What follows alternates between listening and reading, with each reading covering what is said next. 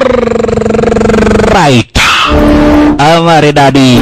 Opposite na pozi kabisa, ndugu brother wapenzi watazamaji. Na kisha tumehapa bishi mtazamaji, ikiwa ni bila kupoteza wakati, moja kwa moja tunakuingilia hapa barishka basi, ukipenda zaidi hadi upande wa Washington DC. Endapo tunakuja kupata hapa barishka basi mtazamaji, jamaa fulani ambaye hapa barishka basi ameamua kujiangamiza. Cheki. Sasa wanapolisi wote wako wana nyuizi mpaka mashabshuta. Kuna mtu ametishia anasema kwamba na kwa lazima ataweza kujiangamiza, yani kuweza kujiangamiza. Lakini right on time kikosi cha wana homicide wakiongoza basi na jamaa ya Starin kwenye horror cinema jitu kwa jina Wesley Snipes wakakuingilia na partner yake kwa jina Speaking Sir. Waliweza kudundara zenyewe mtazamaji basi na yani ukipenda zaidi partner wake kwa jina Speaking Sir. Speaking mwenyewe ndiye huyo. Polisi wakaulizwa kwani huyu mtu anataka kitu gani? Jamaa anasema mimi nataka kujiua. Mimi nataka nikufe. Sasa kama unataka kukufa, mbona unakuja kusababisha jam? Shida sio wewe kukufa, shida ni kuwa unakuja hapa kusababisha jam. Wacha hivyo, huyu mtu anafanya hapa barishka basi kazi. Ni mtu ambaye anafanya kazi mtazamaji hapa barishka basi kazi ya maana, lakini anataka kujiangamiza. Lakini jamaa wetu alidai ni wacha ni bonge na huyu mtu.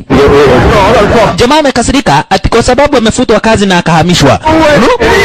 Anakuambia usijaribu kunikaribia, unajua naweza nikajiua. Akaabua vavarai. Wewe unasema ati unakuwa na taabu. Wewe unasema ati uko na shida. Acha nikwambie, nikikwambia shida zangu wewe utanihurumia. Sasa tutakuhurumia na mbona gani na wamenifanyia balao? Wamenifuta kazi, akaabua hata mimi walinifuta na wakanihamisha. Hebu na makaratasi yangu walinifuta kazi. Na juu ya kunifuta kazi wakaninyang'anya mshahara yangu. Kumbe hii ni kumzubaisha mtazamaji, ni kuzubaisha jamaa. Jamaa kuzuba aliwekelewa dondi. Vavarai ni upiga wana. Utawacha ujinga wewe. Kuja kutishia watu ati unataka kukufa. Watu wadodi. Unakuja kutishia watu unataka kudedi kitu gani? Wewe. Kama unataka kukufa hiyo ni shughuli yako. Lakini kuja kusababisha jam. Hii ni mambo ya polisi. Hii itakuwa sasa police case. Chukua hiyo na safety ilikuwa off. Na polisi wote wana shida hapo wakiwa wamesimama bure. Kumbe mtazamaji mpaka safety ya ile buduki ilikuwa off. Elewa, risasi ili iweze kuchomoka lazima uweke safety on. Wana brother present. Ina maana basi mtazamaji ni kwenye route za introduction. Ni kwenye route za introduction ya sinema. Wesley Snipes anakuaga mwanapolisi wa kikosi cha wana homicide.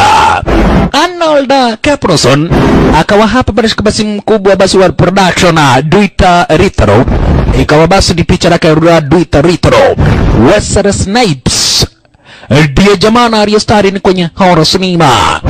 Na hakika ndugu brother wapenzi watazamaji, ukitazama vizuri sasa hapa barishka basi utaona kuna watu na ambao wanajuana kimaboya. Kuna watu na ambao wako wazi hizi na wameamua kujuana kimaboya. Na ajabu ni kuwa mtazamaji wanagudhana ururu ndani ya White House. Nataka ushike vizuri sana. Wanagudhana ururu ndani ya White House. Erewa watu wameshawahi kudhana ururu. Unapata mtu amepeleka mtu hapa barishka basi kwa choo. Unapeleka mtu amepeleka mwingine hapa barishka basi pali kwa kamawe. Huku mada at 1600 ndilo taito kamili la horror cinema. Mada at 1600 ndilo taito kamili mtazamaji la horror cinema. Na tumeona mtazamaji kuna watu na ambao wanajuana kimaboya. Na nikakufahamisha wako ndani ya White House. White House, makao makuu ya President wa United States of America, inajulikana kama vile White House.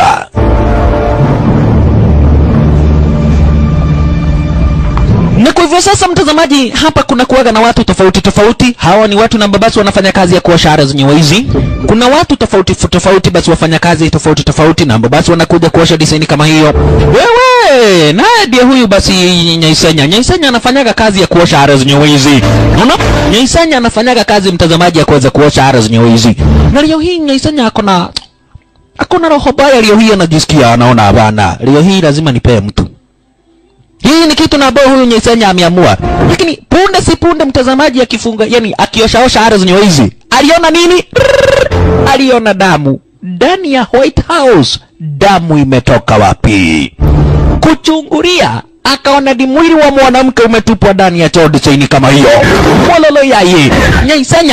Nyaisanya sasa mtazamaji ni kuitana. Sasa wakati aitana kikosi cha wana secret service wali kuingilia hapa barishika basi mambo mai kitu narua kitu speedy. Mwanzo hapa mtazamaji unasikia ni White House. Huku ni ndani ya White House. Makao makuu ya President wa United States of America. Ni makao makuu ya rais wa United States of America. Sasa ni speed wa kuingilia hapa barishika basi kuona venye ambavyo mambo ilivyo. Kagua mwanzo wamesikia hapa kuna watu na ambao wamepiga mayowe. Wana polisi wote waliweza kuitwa kukaitwa kikosi hapa barishika basi wana KGB, wana special forces wote wakaitwa ardhi nyewezi. Na kuna jamaa fulani anafanyaga kazi ya kuosha ardhi nyewezi. Monio mwenyewe ndiye huyo anafanyaga kazi ya kuosha. Watu mimi naitagwa Monio, mnanijua. Mimi ndiye naoshaga huku. So hakuna haja ya kunionyesha mabuduki. Okay? Kile kitu hapa inaonekana iko sawa bado ni kwenye ruti za introduction ya sinema. Bado ni kwenye ruti za introduction ya sinema. Na hapa mtazamaji kuna maze hapa basi kwa jina Nina. Kuna maze kwa jina Nina Chansa. Nina Chansa mwenyewe ndiye huyo. Section 3 secured. Na umeona mtazamaji kuna pahali na ambapo kumechomoka motina. Huko director wa sinema akiwa ni Dieter Little kutuonyesha mwanzo kamili wa sinema na mwisho wa introduction. Na kumbe mtazamaji wakati huo kuna wanajeshi wa Amerika na ambao wametekwa nyara na wamekamatwa hapa basi na wanajeshi wa kuru upande wa North Korea. Nataka ushike vizuri sana. Kuna wanajeshi wa Kiamerika na ambao wamekamatwa na wanajeshi wa North Korea. Na wanasukumiwa mateso, wengine wanauawa. Sasa kumekuwa hapa basi mtazamaji na hali ya mshike. Unaona? Kuna hali ya mshike. Mwanzo sasa watu wanasema kwamba na kwa United States of America wao ndio superpower, lakini wameachilia wanajeshi wao wakatekwa nyara na kisha timu basi wanaendelea kusukumiwa mateso upande wa North Korea. Kwa hivyo kuna hali mshike mtazamaji. Kuna ile hali ya mnajifanyaga ati nyinyi ndio superpower. Mpaka President wa United States of America aliweza kuitwa. Akaulizwa itakuwaje basi wewe nchi yako ndio na basi ni superpower na wanajeshi wako wametekwa nyara basi na kainchi kama vile North Korea.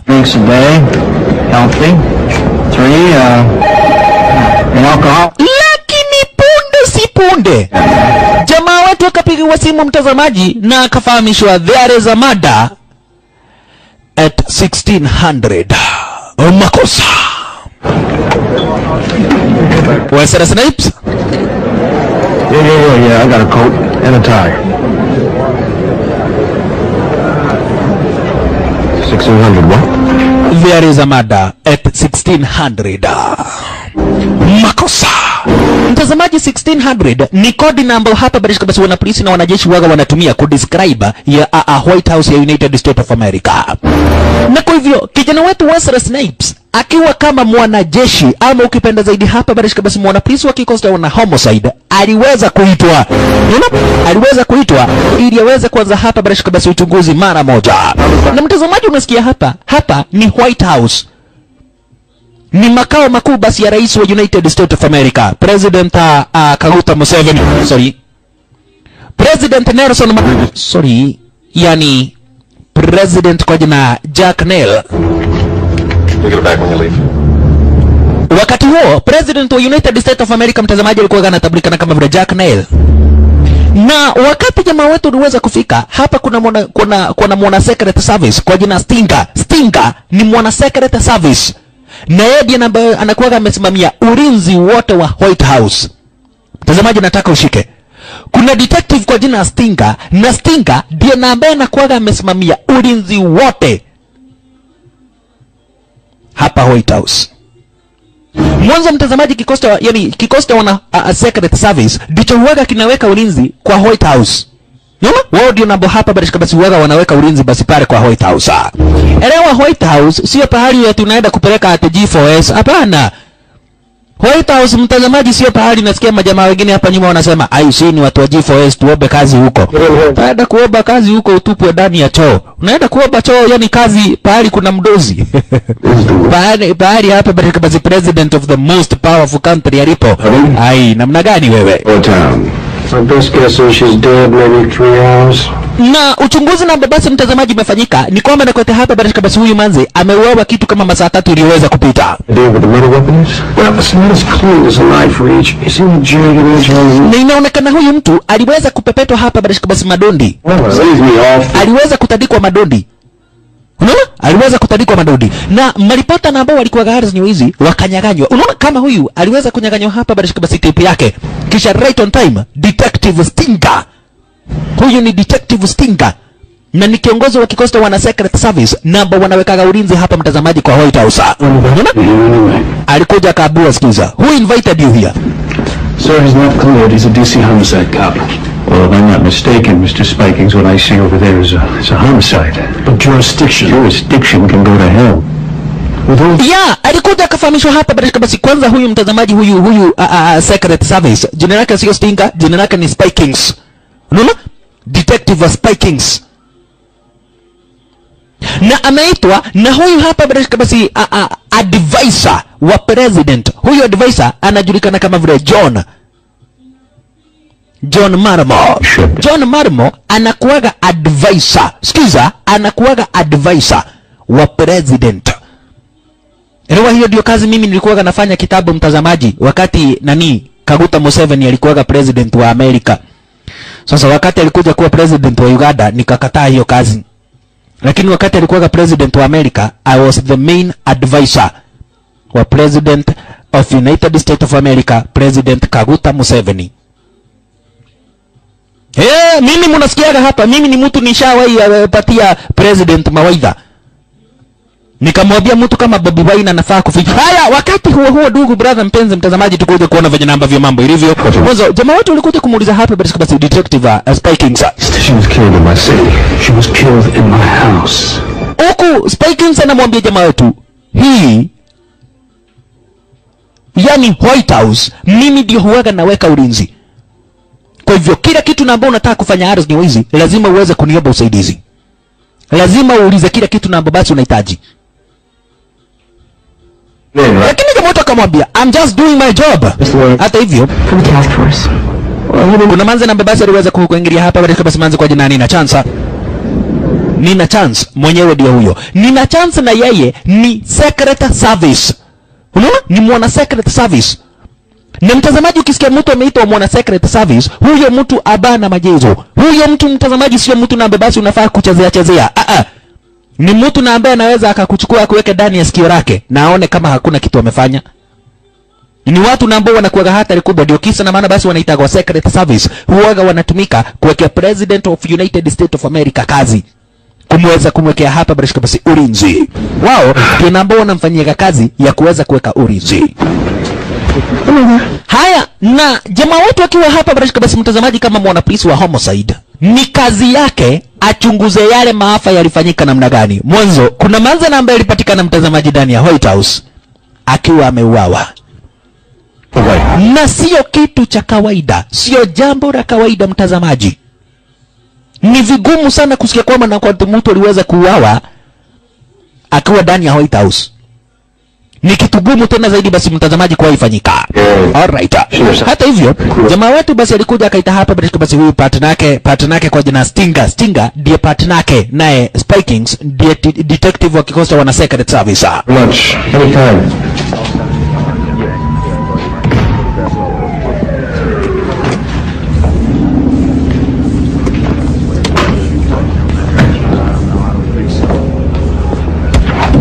Alright. Na kwa hivyo walikuja sasa mtazamaji kufanya uchunguzi pahali na ambapo yule manzi alikuwa anapolea. Lakini ndio wetu akauliza 10 minutes later. How do you do that? Yeah. They don't even have cool sirens like we do. Ni kwa nini vitu mingi sana na ambazo tunachunguza ziko classified? Akaambua vile unajua tunachunguza White House. Na kuna picha mingi tena zaidi zilikuwa gari hizi na inaonekana zimekuwa missing. Haziyuko tena. Kuna picha mingi tena zaidi mtazamaji zilikuwa gari hizi na haziyuko tena. Na wakati jamaa wetu alikuwa White House, aliuliza ni watu wangapi walikuwa kwa yani ndani ya White House wakati na ambapo maafa yaliweza kufanyika. akafahamishwa ni watu 31. Unaona? Akafahamishwa hapa basi ni watu 31. Na hapa ndipo jamaa wetu alikuja akapata hapa basi kuna magazine na kuna address fulani. Unaona? Kunayo address fulani mtazamaji akampatia hapa basi sticker. Akaweza kumpatia sticker design kama hiyo. Olele yaye. Kuna ka address fulani wamepata kwa moja kati ya magazine zake yule mazina ambaye ameweza kuuawa. List of everybody in house last night between 9 and 11. Na kwa hivyo moto aliweza kuitisha list ya wale watu wote ambao walikuwa ndani ya White House. List na ambao alipatiwa iko na watu 30 na alifahamishwa na Spy Kings walikuwa 31.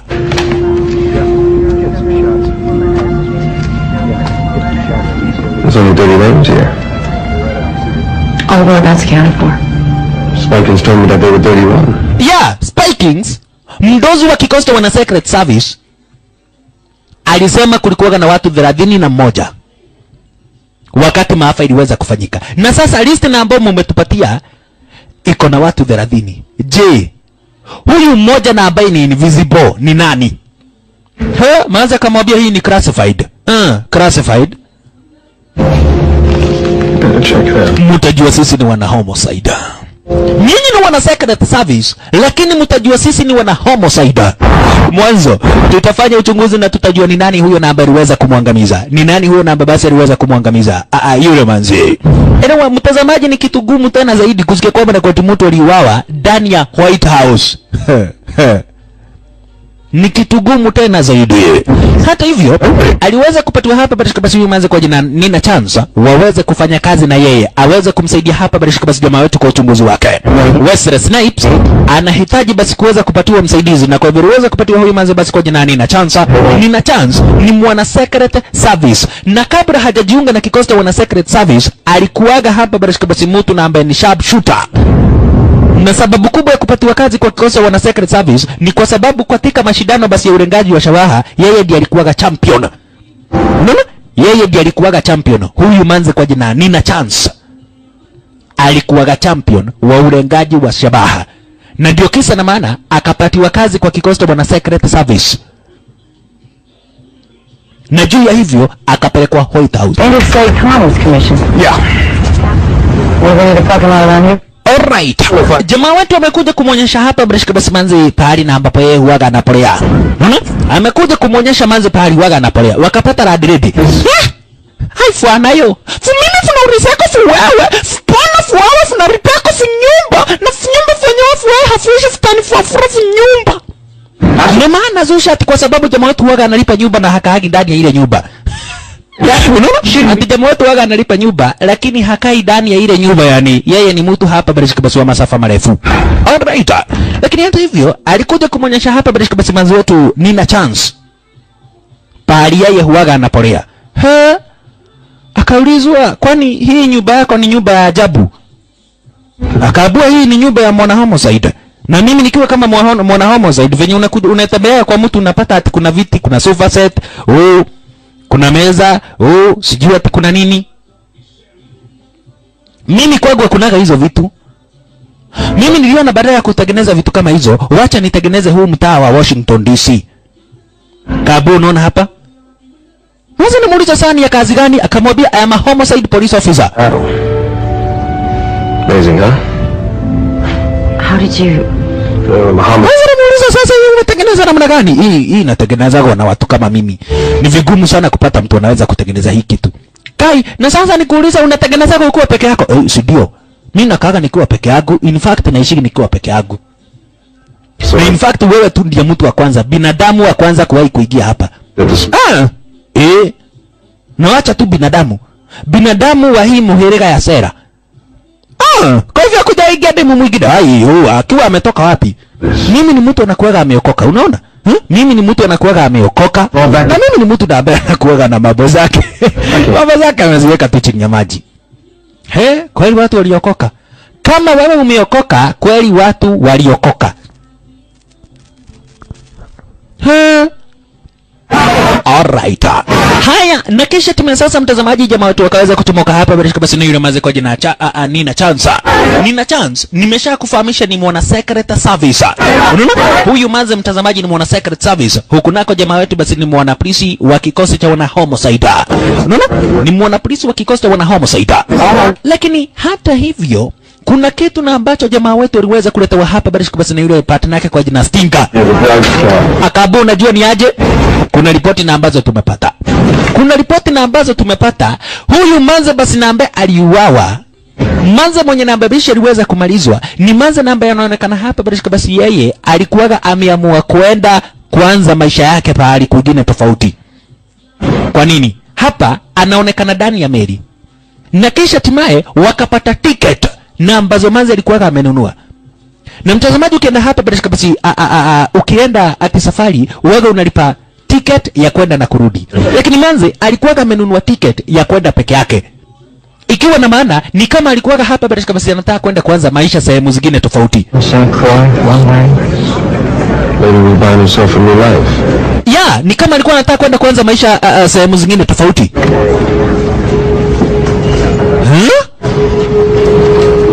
Kwa nini? Ni kwa nini?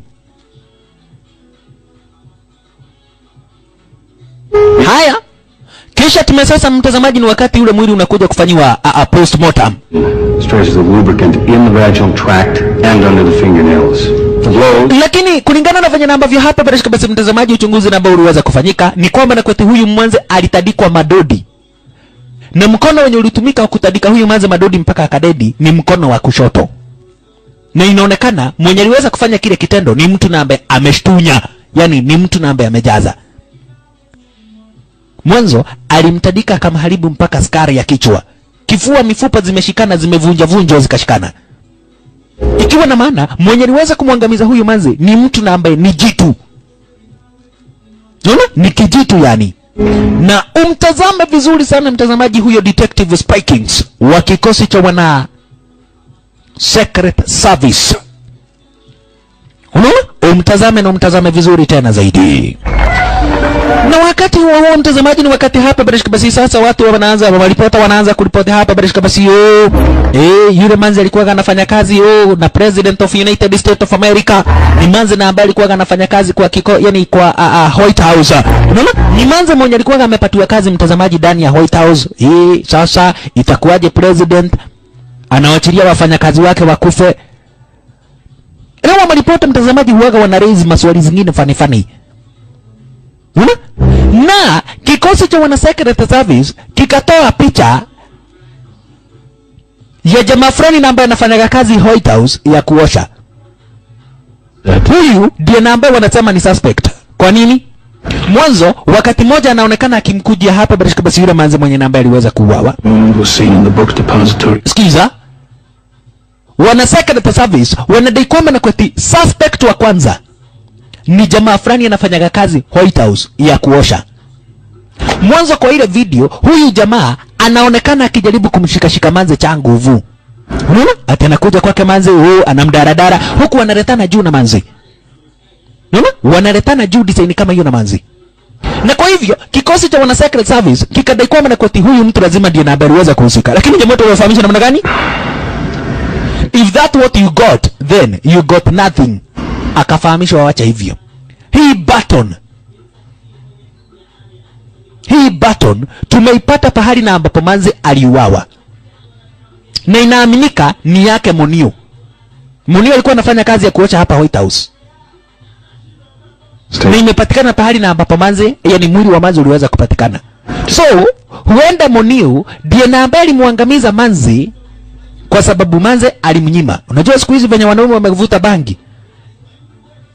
Lakini mtazamaji utaona hapa basi huyu manzi wetu Nina Chance alikuja kuuliza huyu agent, wewe hiyo button That button was labeled as being found in the dining room. Yeah, ilipatikana kwa dining room.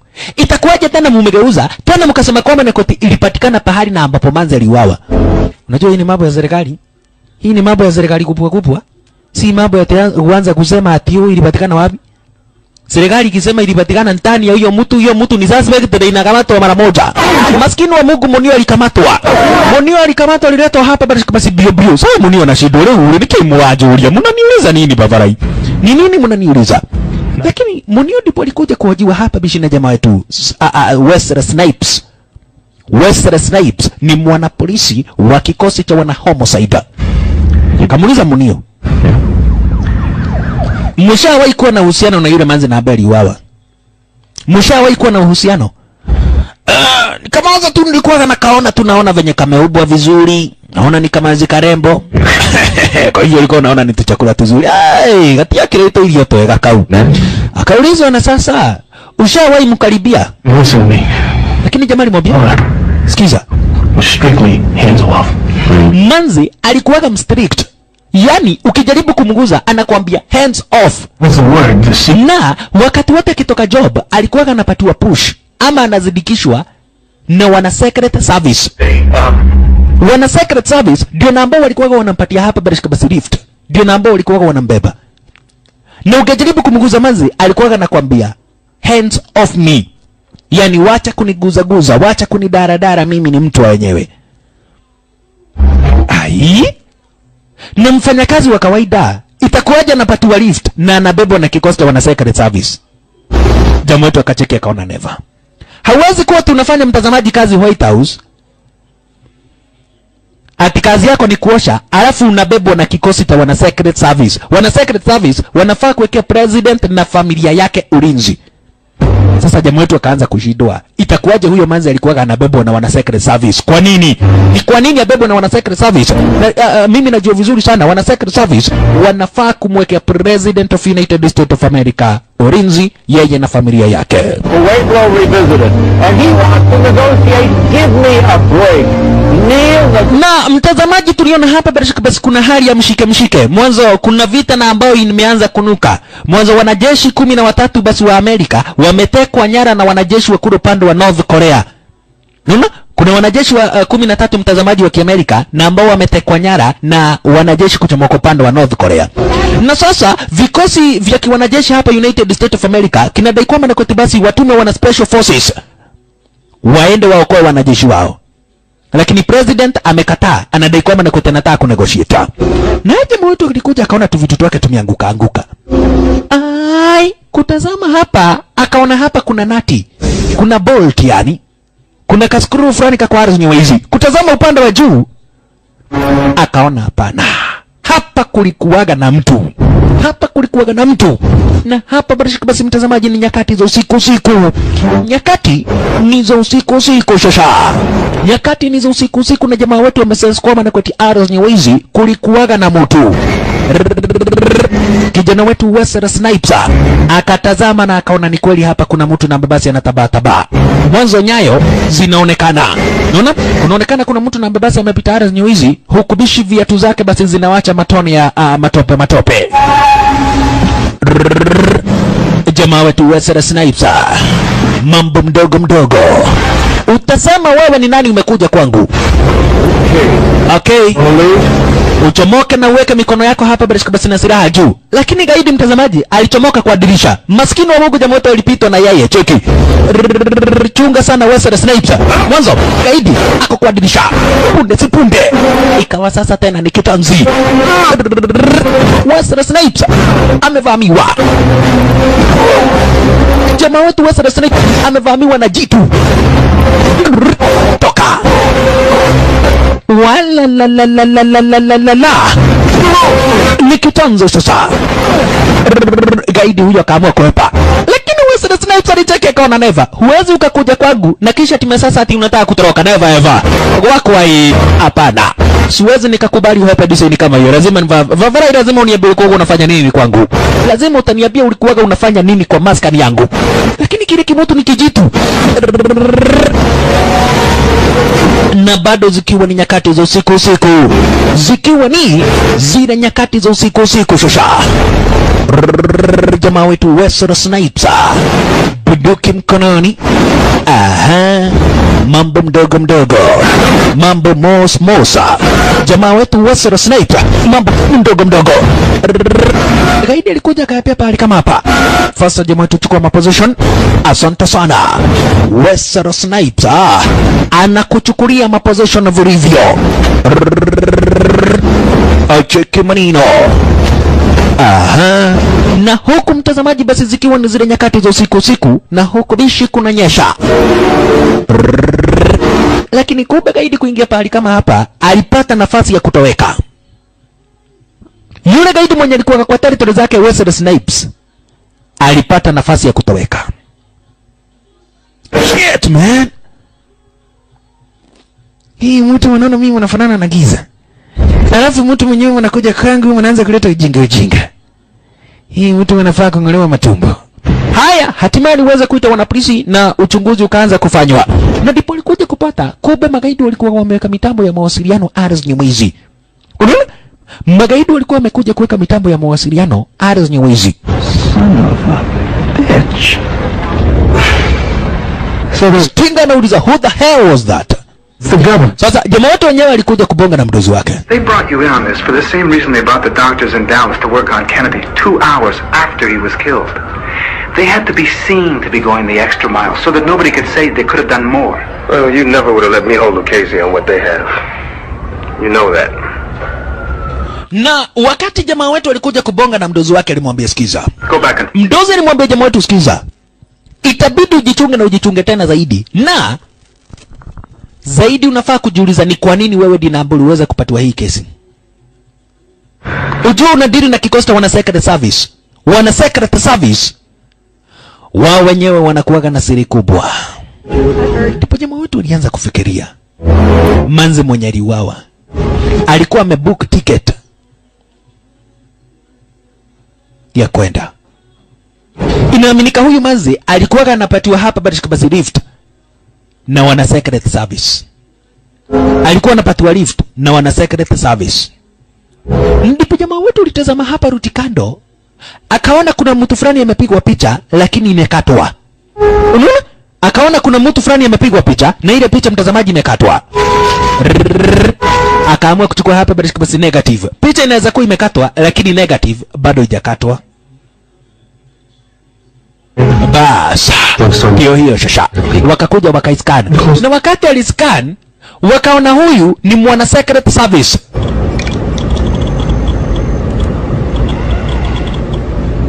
He's Secret Service. The secret service. Oye, nataka unitolee hiyo copy. Huyu mtu juu inaonekana hapa basi walikuwa pamoja na manzi wetu. Huyu atasema ni nani alimwangamiza manzi.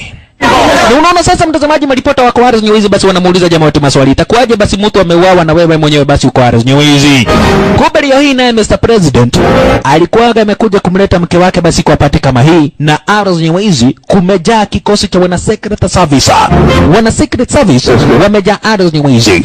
Haya, na jamaa wetu alikuja Ars Nyamwezi kisha akaanza kubonga na mzee kama huyu. Hey, mzee.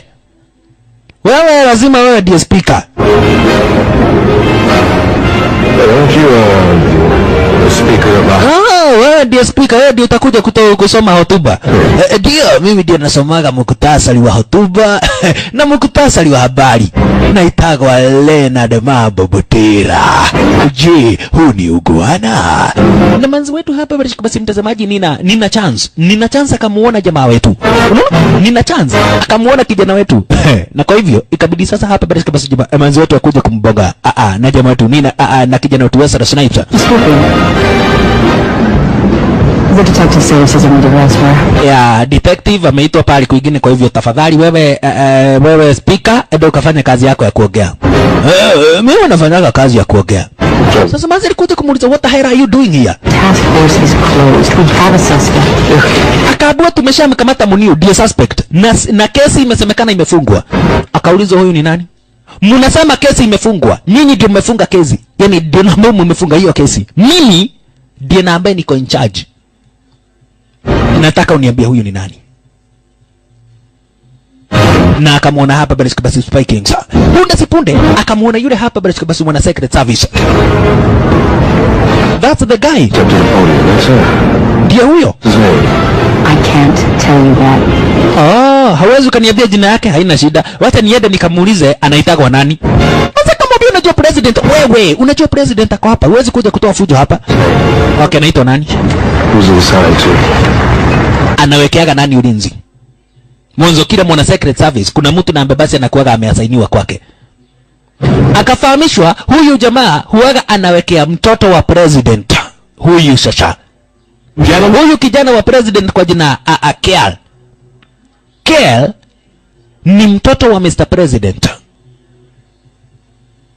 Na ndiye na ambaye huaga anawekewa ulinzi na yule mwana secret service mwenye na ambaye ako kwa picha ya manze mwenye na babisha aliweza kuuawa. Haya, na first lady mwenyewe ndio huyo basi mtazamaji. Harizo nyuzi basi kulikuwa hapa basi kama sina nini? Kulikuwa na mkutano. If the bodyguard was there, that means that Carl was on that boat as well. Yeah, akaambiwa sikiza. Huyu bodyguard alikuwa hapo. Detective wake Carl alikuwa pahali na ambapo yule manze alikuwa. Na kwa hivyo huenda huyu mtoto wa president alihusika. Manze akaitwa. Hebu kuja hapa haraka. Mnasema nini na hiyo polisi? Wewe ni secret service, unakuja hapa kushinda hapo ukikatiwa na hiyo. The media finds out. Akaambiwa sikiza. Was banging her an hour before she died. So it's a I've got to go. I've got to go. Nice dress. Nice dress. Unakaa vizuri sana ndani hiyo dress. Wewe, unajua hii kesi imefungwa. Detective Regis has got a mistake. What if he initiates contact, sir? Then I want. Unajua hii kesi imefungwa. Na kwa hivyo hatutaki kuona mkibonga na hawa wana homicide.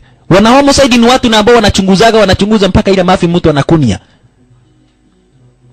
Sisi wana secret service tumesema kesi imefungwa na suspect amekamatwa. Suspect ni Munio. Lakini kuna kitu moja jamaa wetu amejua. Bodyguard wa mtoto wake president walikuwa pamoja na yule manze mwenye nambe aliuawa. Na kwa hivyo huenda juu inaonekana yule manze kabla ya kuuawa aliweza kufanya mapenzi. Huenda walikuwaga na uhusiano na mtoto wake president. Hata hivyo kijana wake president wewe anakujaga kujibamba mtazamaji kwa virabu design kama hiyo. Na anakuwaga ni mtu muhanyahanyi. Kumbuka ni mtoto wa president of United States of America. Kel ni mtoto wake president. Wewe akona mamanze basi chungu nzima huyo jamaa bana machizo. Chapa kwake sio shida. Yeye chapa ako nazo kwa hivyo sasa kitu namba basi anaona ni vizuri. Eti ni kuweza kujibamba. Ni kuweza kujibamba. Na yule bodyguard anakuwaga hapa basi na yeye bumper to bumper. Punde si punde kulichomoka hapa basi girlfriend mwingine wake Kel. Kulichomoka girlfriend mwingine wake Kel. Lakini alionywa na wana secret service. Wewe leo boyfriend yako ako na mtu mwingine na lazima amgudhi ororo. That is an order. Kai yani nasema boyfriend yako anasema ako na mtu mwingine. Kwani hizi order nazo zinakuwa namna gani? Sasa jamaa wetu akacheki akaona bas. Nimeona hapa uko na girlfriend mwingine hii. Bas, alikuja akamwambia, "Hey, you deserve revenge." Ati nini? You should get revenge. Yeah, unahitaji kufanya revenge. Huyo mtu amekufanyia madharau. Na nani amekuuliza? Ni mimi tu nimekaa hivi nikaona unahitaji kuwa na kufanya revenge. Unajua ni mtoto wa president. Mimi najua vizuri sana. Lakini mimi mwenyewe ni mweusi. Na kama hii mtu amechukua demu mwingine, hata wewe unafaa kuwa na mwanaume. Kai, unataka kumaanisha nini? Nataka kumaanisha mimi niko single. Na juu boyfriend yako leo ako committed kwa mtu mwingine basi hata mimi naweza nikakuvyura. Wewe abana machezo. Mmoja anamwambia tit for tat. Sasa kale kamanzi kakamuelezea kijana wetu Wesley Snipes kila kitu na ambao alikuwa anahitaji kujua. Na kwa hivyo akampigia Stinger. Akamwambia sikiza Stinger. Sharing a mistress with his father. Huenda manzi mwenye nambe aliuawa na mtoto wa president. Aliuawa na kijana wake president, Kel. Huenda ni Kel aliweza kumwangamiza. Mwanzo kabla yule manzi ya kufe, alionekana vizuri sana mtazamaji alikuwa amegudhi ururu. Na mtoto na ambaye akona uwezo wa kugudha mtu ururu ndani ya White House ni either president ama mtoto wake. Juu hata bodyguard aweze kujaribu kufanya kitu kama hicho. Na kwa hivyo jamaa wetu Wesley Snipes akajua hapa kuna kitu fiche. Na akatazama akaona hapa kuna dinga mtazamaji na ambayo basi linamfuata. Unaona? Akaona hapa kuna dinga na ambalo linamfuata. Mnakuja kunifuata mimi mnanifuata bas. Wacha hata mimi niwafuate muone mimi ni kimoda. Akawasha bangi kisha akaamua kuwafuata. Yae. Wale wazee wakashindwa kale goma. Jamaa wote wanataka kuona huyu ni nani. Unaona? Anataka kuona hawa watu ambao wanamfuata ni akina nani. Cheki anachungulia aone ni akina nani. Nyinyi mlia huu. Nyinyi ni akina nani. Lakini dinga likachomoka stari kama hiyo. Kuna watu ambao wamekuwa kimfuata kijana wetu Wesley Snipes. Naye anaona dinga nao badala atoke anawafuata bio. Yaani mtazamaji kuna wanaume wengine wanakuwa vimoda. Kuna wanaume wengine wanakuwa kemoda. Unaona mtu anakufuata badala utoroke ati wewe ukipigaga duru. Unamfuata bio. Sasa alikoingia kwa territory zake Nina Chance yule mwana secret service.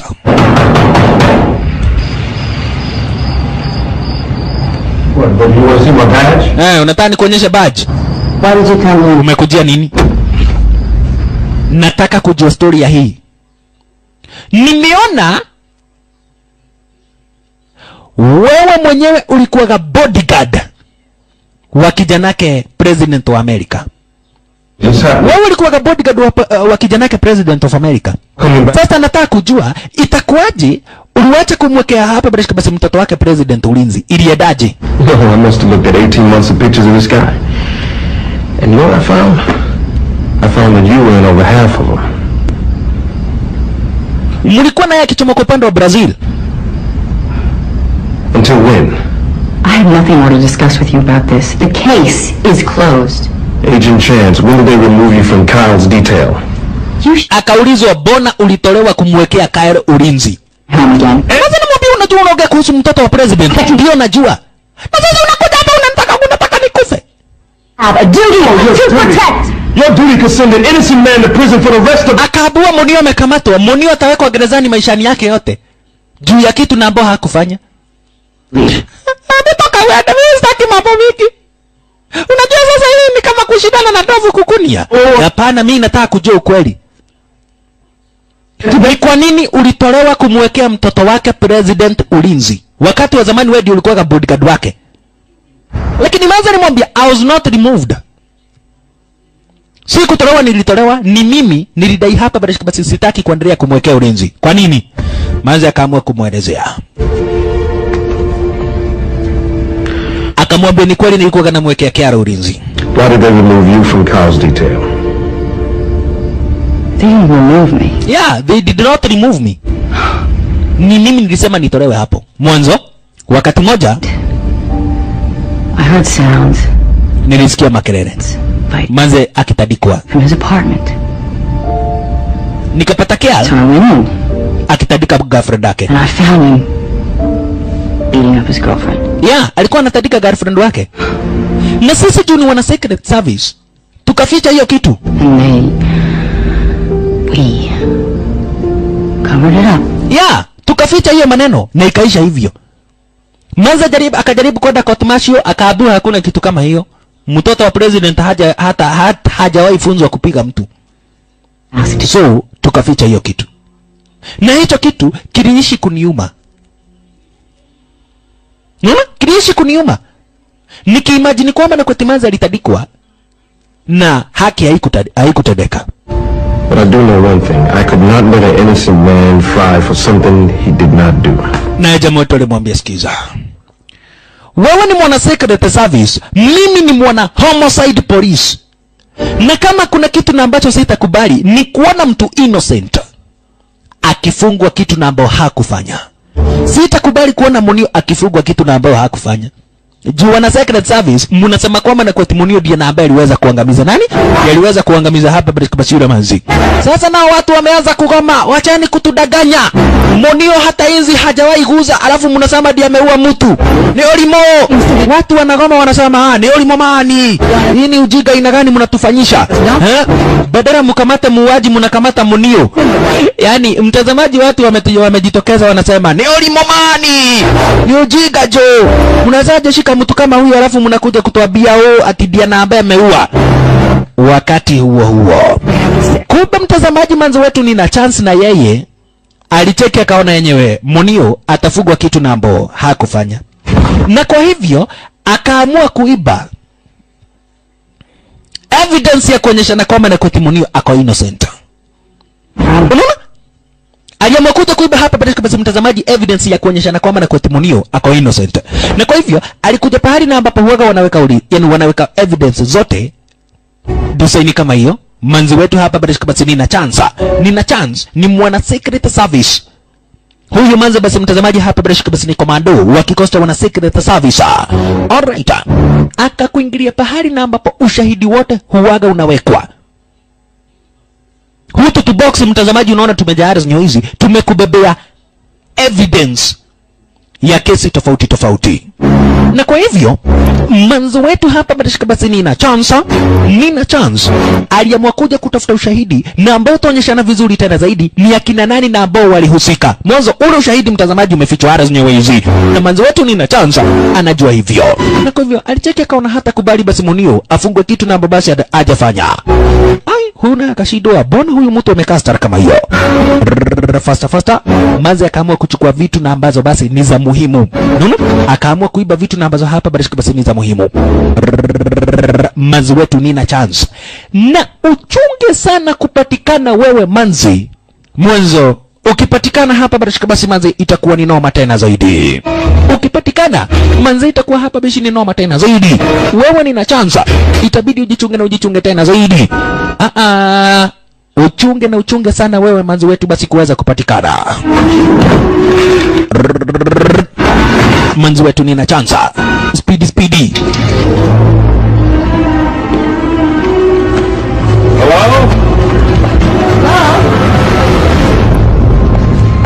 Any problem? Bono umekaa hivyo? Ni panya. Hai panya wapi? Panya unajua panya inakuweka panya. Nani amesema inakuweka paka? Unajua kuna vitu zingine mnasemaga mnajistaki. Kwenda kuchomoka. Spikings wants to see you. Akabu unaitwa na Spikings na anataka kukuona saizi. Na mtazamaji unaona hapa basi manzi amebeba ushahidi.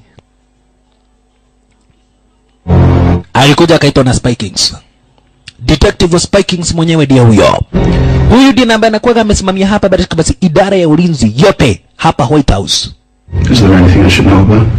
Akaulizwa kuna kitu na ambao unaficha? Mwanza kamwambia kitu kama gani? Kitu yote. Inaweza fichwa. To be a team player. Akaabua wewe unafaa kujua kitu na ambao inaitagwa working together as a team. Unafaa kujua kitu na ambacho kinajulikana kama working together as a team. Mwanzo inaonekana hapa basi wewe ni kama unataka hapa basi kuweza kufanya nini? Ni kama unataka kuuza wana secret service wenzako. Sisi wana secret service ni watu na ambao wanakuwa na usiri wa hali ya juu sana. Na we work together as a team. So I've heard. Alan Regis hasn't. Akaabua hii kesi imefungwa. Manza kadai nimesikia hiyo. Akaulizwa na bona Wesley Snipes hajamalizana na hii kesi. Manza akadai huenda basi Wesley Snipes hajamalizana na kesi. Mwanzo yeye ni mwana homicide. Na huenda basi venye na ambavyo wana homicide wanafanyaga kazi sio venye sisi wana secret service tunafanyaga kazi. Na mtazamaji unaona hapa basi virago na ambazo Manza amebeba bado amezificha. What people might think. Lakini Manza kuulizwa maswali akaanza kuuliza mbona umefunga mlango? Why is the door shut? Ate? Excuse me?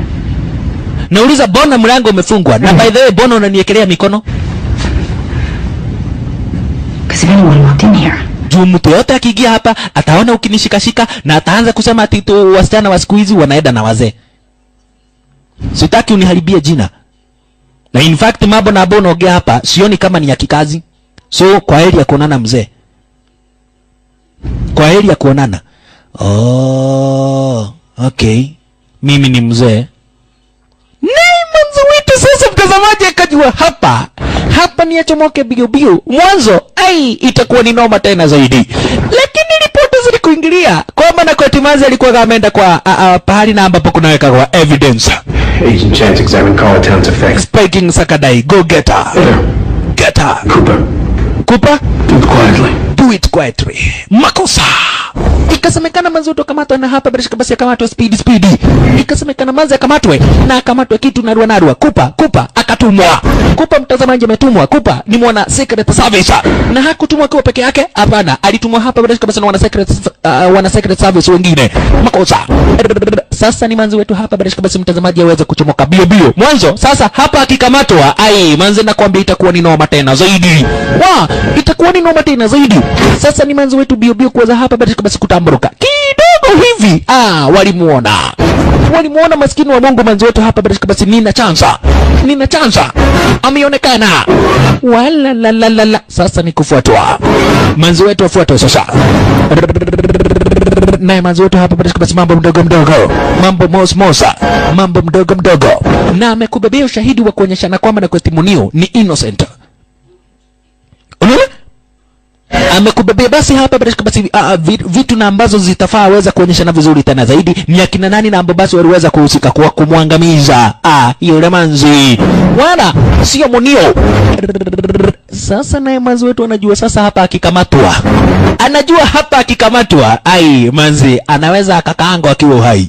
Anaweza akakaangwa ama achemshwa akiwa uhai. Kucheza na wana secret service. Manzi hii ni noma tena zaidi. Manzi wetu nina chance. Bio. Manzi wetu nina chance. Kitu speed. Kuingia hapa basi msarani. Jaribu kufungua dirisha hepe. Wapi? Na Kupa mtazamaji bado wako harass hizi. Kidogo hivi Kupa akamuona manzi wetu. Na manzi akaingia hapa basi kwa mena. Wanaona shida haya kale na kwa. Bwana anakuja kwa choya wanaume. Bio. Pita kwa dirisha manzi wetu kabla hapa basi Kupa kufika.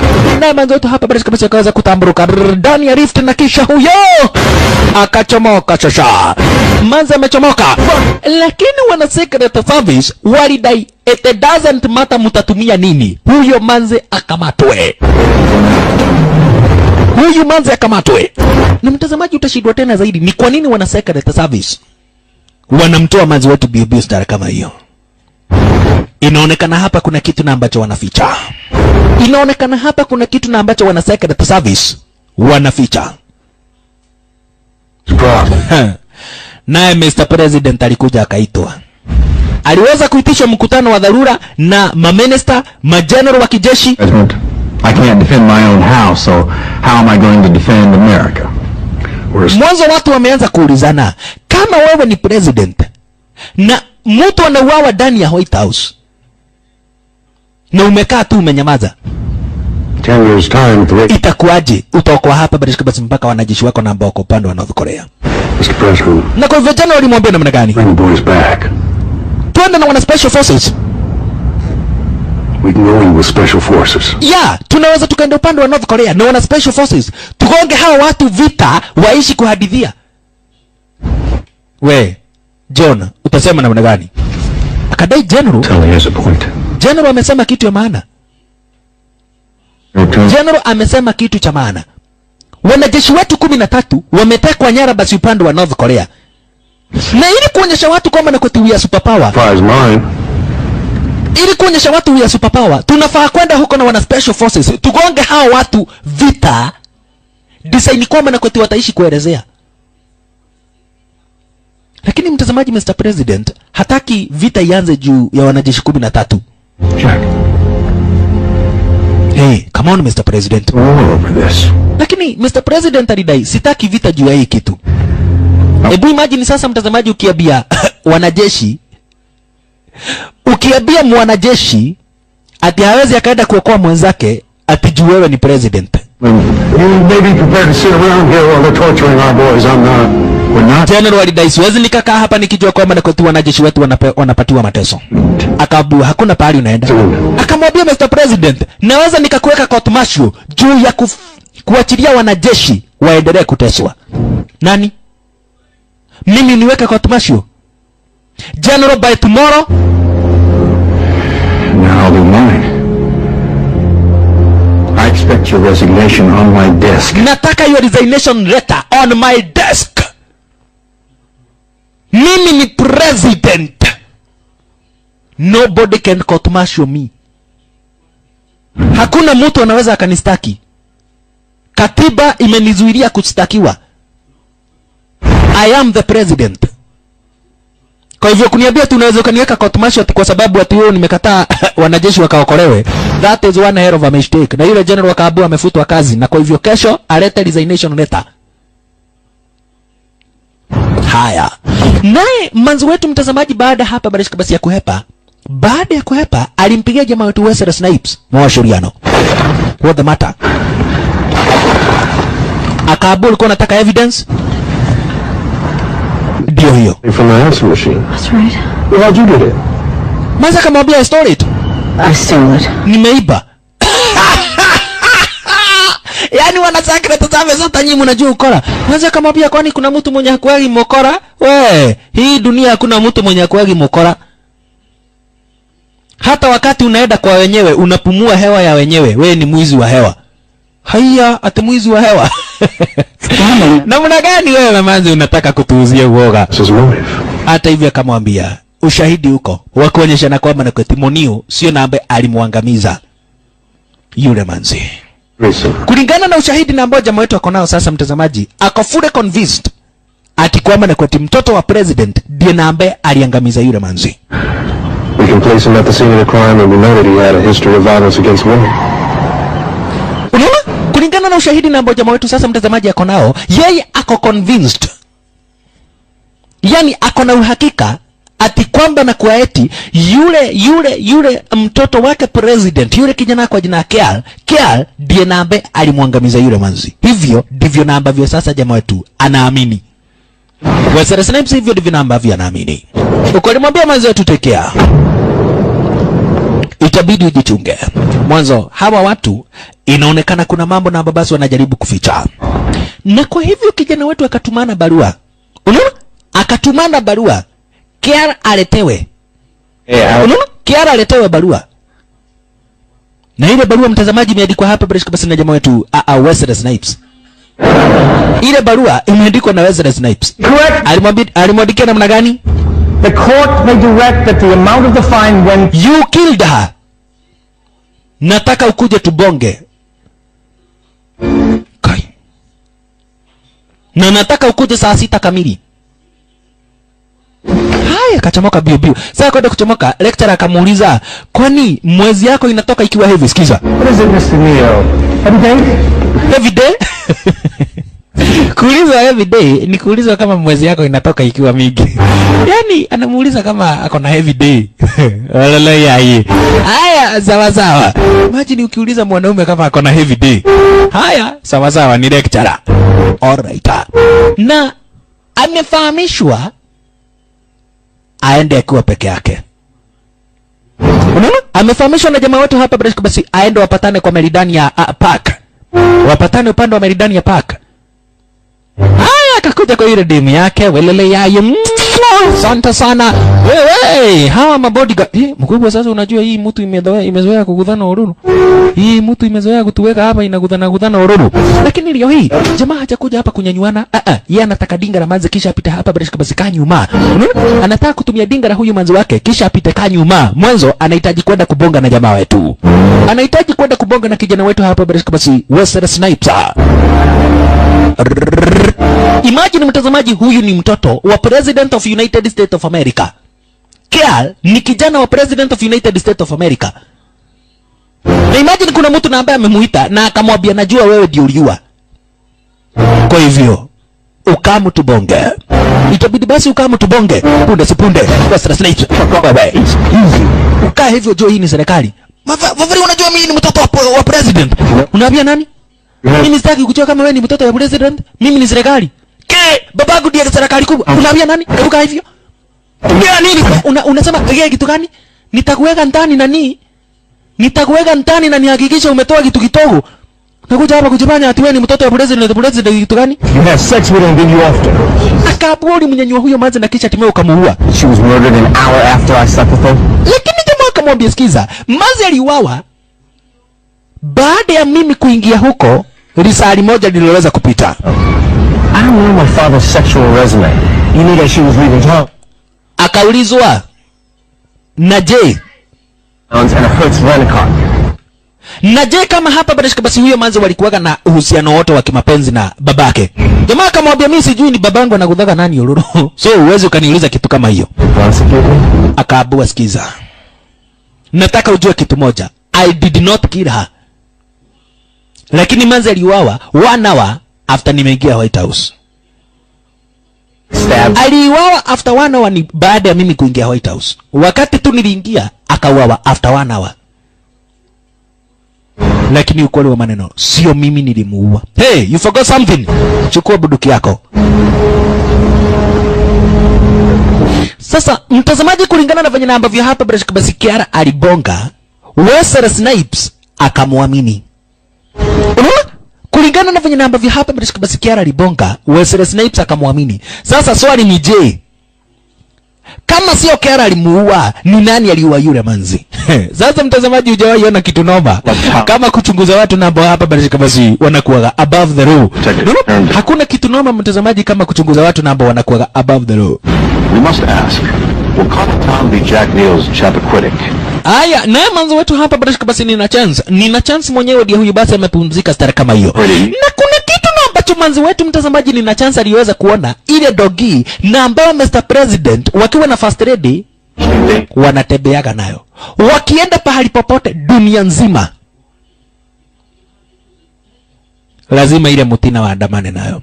Na manza nakumbuka usiku wenye na ambao manze aliuawa ndani ya White House. Ile mutina ilikuwa ndani ya White House. Ikiwa na maana mtazamaji, Mr. President wakiwa na first lady walikuwa ndani ya White House. Unaona? Juu ile mutina huwaga inaenda kila pahali, yani huenda president huwaga anaenda nayo kila sehemu. It is a presidential dog. Mtazamaji, venye unasikia hapa basi kuna kuwaga na presidential parade. Sasa it is a presidential dog.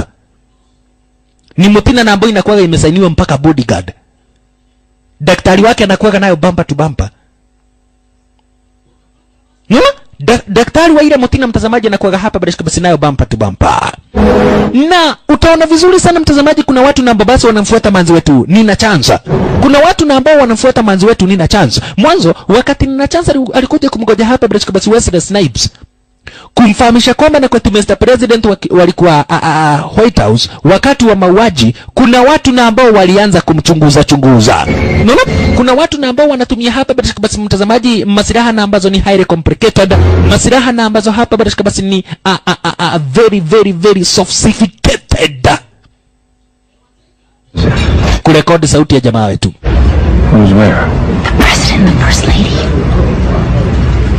They weren't at Camp David when Carla was murdered. They were in the White House. Yeah, walikuwa ndani ya White House. Umejuaje? Who shot the golden retriever? Kuna dogina ambao That dog. wanatembeaga nayo na hawajawahi uacha.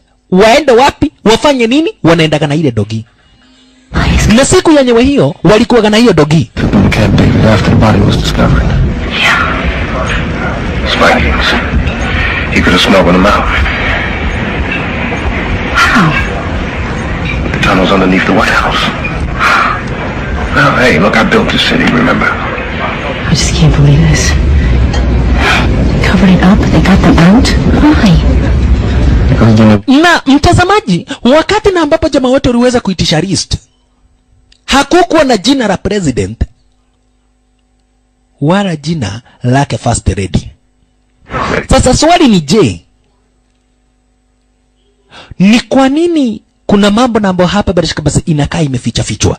Na watu na ambao wanamchunguza manzi wetu hawamuoni Wesley Snipes, lakini wanaona maze kuna mtu na ambaye wanabonga na yeye. He swings a baseball bat in a golf. Jamaa wetu akacheki akaona hapana. Alikuja akamwambia manzi wetu Nina Chance, kuna kitu moja na ambao nimejua. Mtoto wake president hakuua yule manzi. Sio yeye mwenye alimwangamiza manzi. Nyuma? Sio yeye alimwangamiza yule manzi. Hapana. Sasa nao jamaa wetu kuna kitu kingine na ambao wamejua sasa. Ati president wakiwa na first lady walikuwa White House wakati na ambapo manzi aliuawa. Haya. Wakaamua kuja kupumzika. Lakini punde si punde. Walalo yaye. Kikosi kizima mtazamaji cha wana secret service kiko na wao bampa tu bampa. Makosa kikosi kizima sasa hapa basi wana secret service wakiongozwa basi na Kupa, wakiongozwa na Kupa wako hapa basi bampa tu bampa, wako bampa tu bampa na kijana wetu Wesley Snipes na manzo wetu hapa basi Nina Chensa. Unaona wako hapa basi bampa tu bampa na kina jamaa wetu Wesley Snipes shasha chopa wala la wamekuingilia sasa mtazamaji mpaka na chopa liko upande wa juu.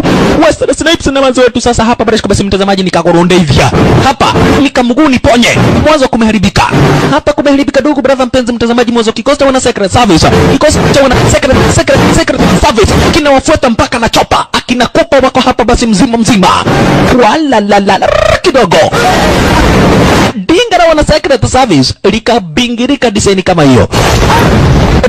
Jamaa wetu Wesley Snipes faster chukua maposition na huyu manzo wetu mtazamaji anakuaga hapa basi sharp shooter anakuaga mdeadly sana upande wa urengaji wa shabaha na kwa hivyo akaambiwa piga pipa la petroli pinga likalipuka dinga kulipuka chopa likazubaa ikabidi kwanza chopa liweze kuchukua maposition kwenda kuchukua maposition naye mazi akapiga taa akapiga hapa basi ile atari sasi akaweza kuikomesha stara kama hiyo. Sasa watapata nafasi mzuri basi ya kuweza kuepa.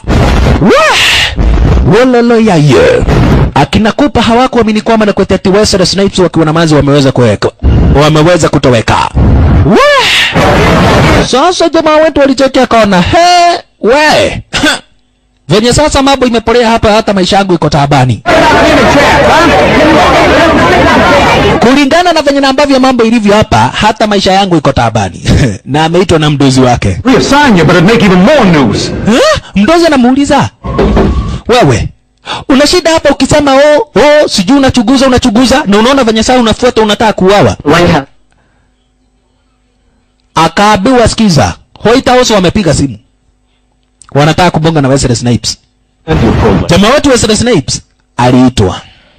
Mtazamaji nataka ushike vizuri sana tena zaidi. Nataka ushike vizuri sana tena zaidi. Wesley Snipes akapigiwa simu na huyu John. To become an official suspect. Huyu John aliweza kumuita. Look, it's my duty. Jamaa wetu kadi president walikuwa kwa White House. Akaambiwa you cannot question the president. That is against the Constitution of United States of America. Ukijaribu kwenda kuhoji president kumuuliza maswali kama hizo unafaa kuzikwa ukiwa uhai. Mwanzo wewe hoja yako basi ni kuweza kupata ukweli wa maneno. Let me tell you something. Johnny alimwambia sikiza. I've known Jack Neal for 3 decades. I'm godfather to his son. Namjua vizuri sana president. Because he's a stooge. He got nothing to do with the death. Nobody can pinpoint the actual time of death, and he can't prove his whereabouts for an hour. There were 27 cameras covering the hallways of the working White House. Akaabua kuna zaidi ya kamera 25 zilikuwa zinakava kila kitu. Ajabu ni kuwa hizo tape zilitoweka. Akaulizwa nani anaweza kuwa ametoweka na tape. Akafahamishwa maybe you start with the Spy Kings. I think Washington is drowning in a sea of its own bullshit. Those 13 men aren't risking their lives over bullshit, pal.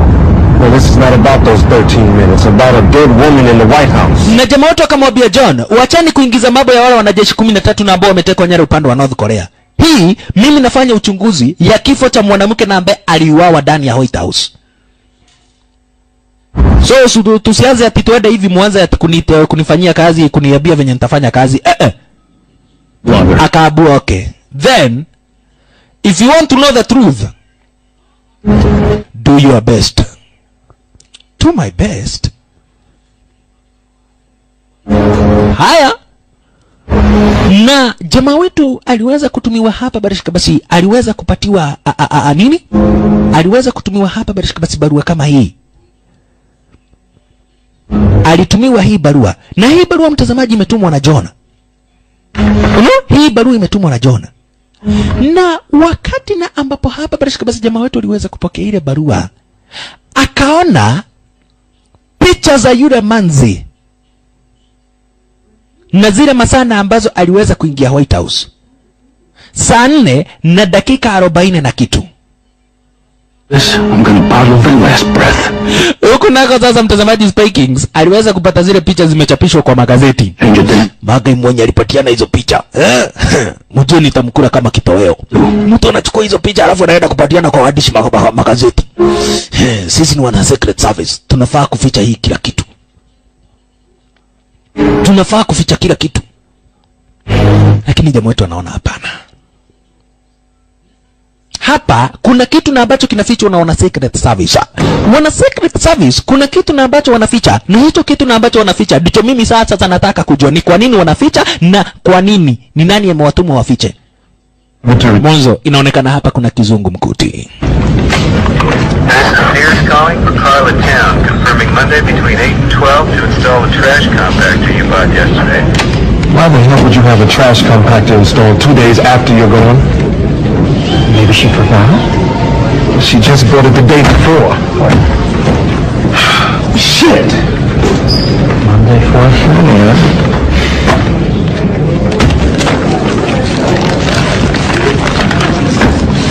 Na ndipo jamaa wetu mtazamaji alikuja na kisha timu hapa bila shaka akapata kamkoda. Yamaze akipiga simu kudai kwamba na kweti takataka ikuje iokotwe kwake. Unaona? Takataka ikuje kuokotwa kwake. Ni jamaa wetu akashindwa itakuwaje naita watu wa takataka na alikuwa anasafiri. Ndipo alikuja akatazama akaona. Hapa kuna kitu na ambacho wanafichwa. Sasa walikuja wakaleta hapa bila shaka kwa mtaalamu wa handwriting. Wataalamu watu na ambao wanachunguzaga handwriting za watu. Akaambia unaona hii kitu venye imepatiwa hii signature ambayo imefanywa hapa ni tofauti sana na ya huyo manzi. Hii sasa ni ticket na ambayo inaaminika manzi alinunua kwenda sehemu zingine tofauti. Unaona? Akaambia this doesn't match. It is a forgery. Hii signature na ambayo uko nayo hapa it is a forgery. Hii si kitu ya ukweli. Hakuna pahali alikuwa anaenda. Na mtazamaji utaona vizuri tena zaidi mwanzo huyu Detective Spy Kings. Detective Spy Kings kuna tape na ambazo anaondoa design kama hiyo. Mwanzo kuna ukweli mtazamaji fulani ambao hapa basi unafichwa. Kunao ukweli fulani na ambao hawa watu wanataka kuficha. Huyu ndiye manzi mwenye na ambaye aliweza kuuawa. Na hapa wanaonekana vizuri sana wakikuja kupatana na huyu basi Detective Spy Kings. Unaona? Wanaonekana wakikuja kupatana vizuri tena zaidi. Akapose huyu Detective Spy Kings na akatoa ile tape akaiweka ndani ya briefcase. Na kisha timu basi akatoweka nayo. Detective Spy Kings mtazamaji kuna tape na ambao ametoa na inaonyesha na yeye wakipatana na yule manze mwenye na ambaye basi aliweza kuiaga dunia usiku wenyewe huo usiku na ambao manze aliuawa. Unaona? Usiku na ambao manze aliweza kuuawa. I want to talk to Detective Regis, DC Homicide. He's going to want to question Nick Spikings. Get me Spikings' address in Alexandria. Jamaa wetu akaitwa. Kijana wetu aliweza kuitwa na akafahamishwa aende akamfanyia hapa basi akamchunguza huyu Spy Kings. Mwanzo inaonekana Spy Kings kuna ukweli na ambao anaficha. Inaonekana mtazamaji ukweli hapa but kuna ukweli na ambao Spy Kings anaficha. Na kwa hivyo fast akaamua kwenda kumtafuta hapa basi Detective Spy Kings wa kikosi cha wana secret service. Na mwenye na ambaye amempatia jamaa wetu ile crew ni John. John anakuwaga advisor wa President of United States of America and he is a retired general. Unaona? Yule John anakuwaga hapa basi retired general but for now anafanya kazi akiwa kama advisor wa President of United States of America. Haya akamtuma jamaa wetu hapa basi Wesley Snipes wakuja wamchunguze huyu Detective Spy Kings. Mwanzo wanaona kuna kitu huenda na babasi nafichwa hapa na huyu Detective Spy Kings. Manzi akabaki upande wa nje, yeye anasikiza hapa barishika basi kwa mitambo design kama hiyo. Anasikiza kila kitu na ambao jamaa wetu wanabonga basi wakiwa na huyu detective Spiking sa. Aha. Walele yaye kamudheke nyewe diko haka. Toa buduki. Haya, na jamaa wetu wanatoa yake. Hapana, sitoi, nitoa fujo, natoa niwekelee hapa tubonge.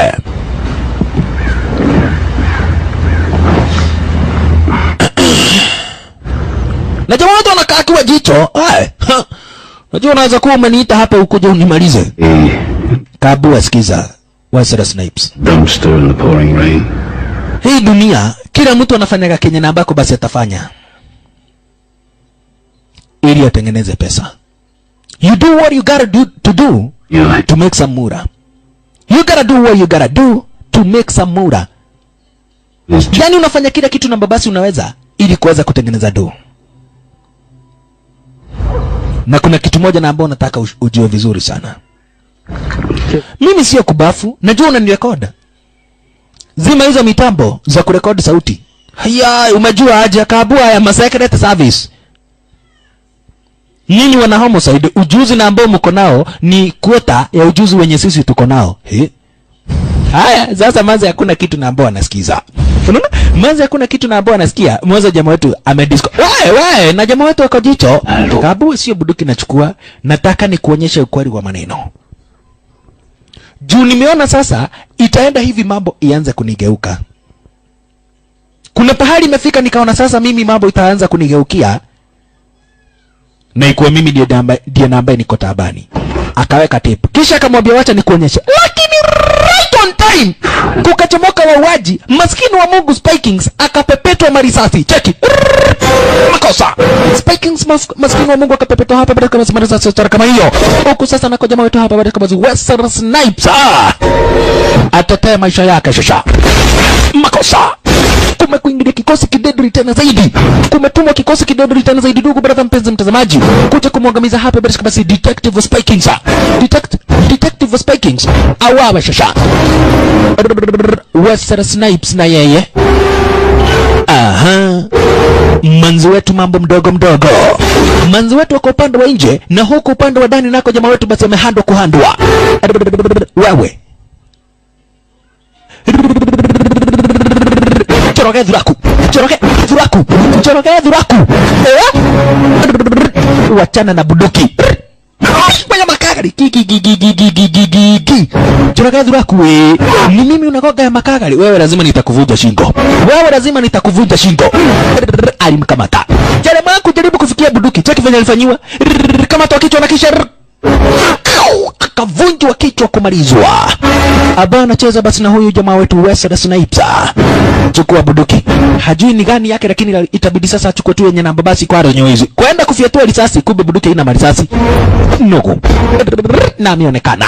Chunga sana Wesley Snipes. Kwanza gaidi mwenye namba yake kwa ronyo hizi ni wazimu na nini. Manzi wetu akamwona. Pia Manzi uchunge. Wewe wako na masiraha zingine deadly mtazamaji hawa magaidi. Aisha. Aha. Wewe. Shit. Gaidi dia huyo na hepa. Wewe pita na dirisha na kisha timia basi katamruka. Hey, cover me. Lazima nichukue hii tape. Mwanzo I gotta know what is inside this tape. Lazima nijue ni nini hii ya maana hivi na ambayo imesababisha huyu mdhee kuuawa. Na mtazamaji mtutuna ambaye alikuwa anajua kwamba na kwa jamaa wetu atakuja kupatana na huyu Spikings ni John, yule president advisor. Yeye tu ndiye ambaye alikuwa anajua hiyo jambo. All talks for a grain deal cease until they stand down. If China wants grain, I want our boys back. You have 5 minutes, Al. Wakati huo president alikuja akakutwa. Kabua, you know what, Mr. President? Still Jack, Alvin. Nick Spikings is dead. Spikings amekufa. What? Nani amemuua? Had evidence that Kyle killed Carlton. Na ushahidi wa kutosha umepatikana kwamba na kwetu mtoto wako ndiye na ambaye alimwangamiza yule manzi. Kuna ushahidi wa kutosha na ushahidi unaonyesha na kwamba na kwa kijana wako ndiye na ambaye aliangamiza huyo manzi.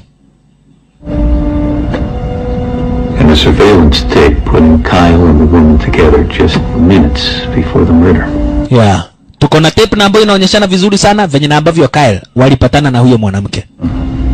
Kuna tape mpaka na ambayo inaonyeshana Kyle akimnyanyua huyo mwanamke kabla amuue. Nick Spikings. He wouldn't do that to me. Everybody has a price. Akaabua hata Spikings. Amenunuliwa. In your life you've been naive about, is it, Jack? Akaabua sasa, wewe ni president wa Amerika. The most powerful man in the world. You're safe now. Lakini sasa shida ni kuwa wewe ni muoga. Shida moja ni kuwa wewe ni muoga. Yaani unaambia president ati ni muoga. Unajua unaweza ukafichwa.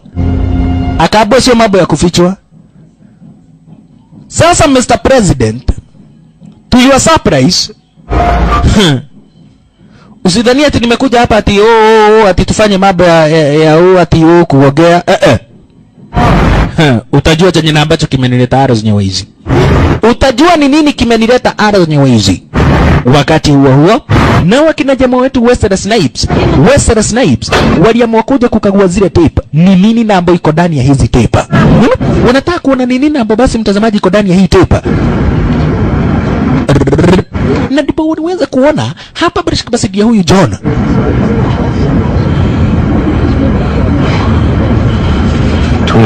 That's 9:18. John aliingia saa 3 na dakika 18. Akaweka ile tape nyingine. On that model this week, folks. Forehead, 20 minutes. Na hii ni duka mtazamaji, hii ni duka ya wenyewe. Only a couple left though. Just so you know. Wakaweka ile tape nyingine. Wakaona hapa mtazamaji kuna mtu na ambaye waliingia na John. Kuna mwanajeshi na ambaye waliduda na John. You can even throw in a universal remote with that, you know, that'll change your life. Back off! This is the government. Hey, government na duka yangu inaingilia na wapi? Kabwa hii ni serikali yote. Kabwa bwana. Kuna mtu. Ndipo jamaa wetu alitazama akaona huyu mtu. Ndiye na ambaye amemwangamiza Spikings. That's the guy that was at Spikings. Yeah, huyu ndiye mtu na ambaye amempiga hapa basi Spikings marisasi. John walked him in. Na kwa hivyo John set up the whole thing. ndiye na ambaye ametengeneza hii story yote. Ukweli wa maneno mtazamaji ni kuwa John, president advisor, ni msaliti. Juu ya hivyo jamaa wetu wakawekewa wanted. Gai na kwa dhukoro ni mwepe TV ni wa mudhe. Kumeharibika mara moja manze tumewekwa kwa TV. Sasa sikiza mtazamaji. President alikuja akaabua, sikiza. Mtoto wako ameua, so now we want your resignation. What do you want? Your resignation.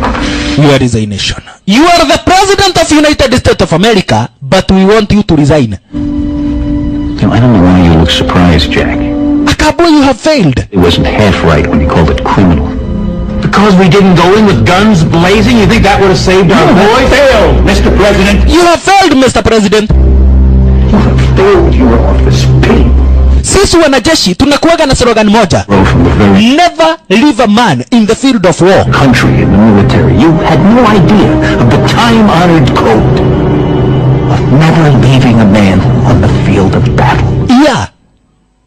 Mtazamaji nimekwambia huyu John is a former general. Na kwa hivyo nimwambia Mr. President, wanajeshi wetu wametekwa nyara upande wa North Korea. Badala utume special forces, hawa watu wagogwe kama drama za wakoloni wakati wa kesha. Wewe unakuja tu hapa kuzuba. Wewe umekuja tu kuzuba. So now it is time to resign. Na tulitafuta sababu mzuri yenye na ambayo inaweza ikafanya uresign. Tukaona ni kuseti mtoto wako. Mtazamaji, ukweli wa maneno ni kuwa mpaka Monio mwenye na ambaye alikamatwa, hawa watu wote ni innocent. Huyu John, advisor wa president, ndiye na ambaye amechora huu mchoro wote. Ili isemekane kwa maana kwetu mtoto wa president alihusika kwa kuua mwanamke ndani ya White House, na kwa hivyo president ameshindwa na kazi yake, na kwa hivyo lazima aresign. Na jamaa wote walikuja akamwambia manze nao, we have to go inside White House. Lazima tuingie White House. Ripoti ndizo hizo. Yeah, president anataka kuresign akaabua basi ni kulazimishwa na lazimishwa. Ukweli wa maneno lazima ujulikane. Na ukweli wa maneno ili kujulikana lazima tuingie White House. Akaulizwa how? Oh, sisi ni wana homicide, tutakai kujua tunaingiaga pahali na ambapo hakuingiagwi. Kabua tujui pahali tunnel ziko, kabua yes I don't, but you know. Wewe mgoroki. Ndivyo watu wengi wanasemaga ati mimi navutaka bangi lakini sio bangi, ni mambo venye inakuaga. Sisi tunafanyaga ile kazi na ambao watu wanaonaga haiwezi kufanyika. Sisi ni watu na ambao tunafanyaga kazi na ambao watu wanaogopa kazi zaidi. Hebu imagine sasa mtazamaji, wanataka kuingia ndani ya White House. Waenda wakamuokoa Mr. President. Mwanzo Mr. President ni kulazimishwa, analazimishwa kuresign. Ni kulazimishwa, analazimishwa kuresign. Wakampigia Stinger. Hey, come on Stinger. Wakampatia Stinger report yote, wakampatia ile story yote mtazamaji venye namba vilivyo. Na akaambiwa pale watapatana. Akuja speedy. Mwanzo wanahitaji kumwokoa president. Na mtazamaji unaona White House kumewekwa ulinzi videdli tena zaidi. Hapa ni pahali kumewekwa ulinzi hapa basi na wanapolisi na wanajeshi wa kila aina. Welelo yaye. Ala. Wakaambiwa hapa kuna masansi. Hapa kuna masansi ama mabista. Maza kamwambia basi zile tunnel ndizo tutatumia kuweza kuingia hapa basi chini kwa chini, kisha hatimaye tutaenda kutokea hapa basi ndani ya White House. Atiriri, mimi nishaiona watu wamevuta bangi, lakini hawa watu wawili ile bangi wamevuta. Yaani mna plani kuingia ndani ya White House through tunnel. Maza kamwambia ndio, hapa kuna kuaga na njia, so tutaenda vizuri, wewe uingie tono adhire wika. Juu mimi kwanza kitu ya kuniambia ati niende ati nikaingie ndani. Abandi sasa unasikia venye nakwambia? Mimi leo inasikia nikikamata Mogora, agi ile vita naweza nikamtandika. Mimi nikikamata Mogora saa hizi ile vita naweza nikamtandika, hawezi jua. Haya. Stinger akaamua kwenda kuzubaisha wale polisi. Hai, abandi wacha nikwambie, mtu akinichokoza kama saa hizi. Habari ya afande. Ndio, unataka namna gani? Na mbona unapita hapa kama wewe ni mtu ya maana? Kawaambia ndio, mimi ni ile mtu tunatembeaga na Mr. President. Na nikuzubaishwa wanazubaishwa. Faster. Wesley Snipes wakiwa hapa basi na Nina Chensa. Wakiwa na Nina Chensa. Sasa nasikia wasi, mimi ndio yule sasa mtu wanakulaga tu smoking na president. Hai. Yaani unakula smoking na president? Ndio anakuja kunitembelea. So na mimi nakaa nikitembea hapa. Okay, wewe tembea tu. Sisi tuko hapa tu tunapiga ndoria. Tukipigaga ndori. Tunapiga ndoria. Aya sawa. Wakazubaishwa hawana habari kwa maana kutoa mezubaishwa mbaya mbovu. Oe, jiseti upande wa dari. Sasa mtazamaji wanataka kupita ndani ya tunnel. Waingia White House. Wewe, Singa basi anachomoka star kama hiyo Stinger. Anachomoka design kama hiyo faster kuweza kupita sasa hapa basi ndani ya ile tunnel. Wapite ndani ya ile tunnel shasha. Welelo yaye. Huku zikiwa ni nyakati za usiku. Zikiwa ni zile nyakati za usiku shasha. Washalala. Mambo mdogo. Welelo yaye. Maza akawaambia sasa hapa ndipo kuna kuwaga na njia. Leo mtazamaji mwanzo ni mwana secret service na ameishi kufanya kazi hapa ndani ya White House. Kwa hivyo anajua ruti zote basi za kuweza kupita ardhi zenyewe hizi. Now what? Varai, mnaweza enda mnipate hapa. Akaambia hakuna mambo ya kusema ati twende tukupate hapa. Twende sisi wote. Kai, mimi nilikuwa tunaona vizuri muende. Na mtazamaji wamefuatwa. Wamefuatwa na yule muuaji. Wamefuatwa na yule muuaji. Mwenye na ambaye aliweza kumwangamiza manze, akamwangamiza Spy Kings. Kisha wakati huo President Dillon will sign off on the raid into North Korea. Huyu naye sasa hapa basi John wako na plani ati kwamba na kwati hapa basi document President Tutu akisaini kwamba na kwati ameresign, wanajeshi wa Kiamerika wanatumwa upande wa North Korea. Unaona? Wanatumwa upande wa North Korea waende wakaokoe wale wanajeshi wa Kiamerika. Kumbe mtazamaji, hawa John wanataka kuprufia North Korea kwamba na kwati wao they are superpower. Unaona? Wanataka kuprufia North Korea kwamba na kwati wao ndio superpower. Kwa hivyo waache kutishia. Sasa makosa ni kuwa president mwenye yako yeye hataki kutumia vita. Unaona? Hataki kutumia vita kuweza kuleta amani. Lakini hawa ni wanajeshi, they do believe if you want peace, prepare for war. Ukitaka amani, itabidi basi uweze kujitayarisha kuingia kwa vita mwanzo. That's the only way you can get a peace of mind. Ala speedy.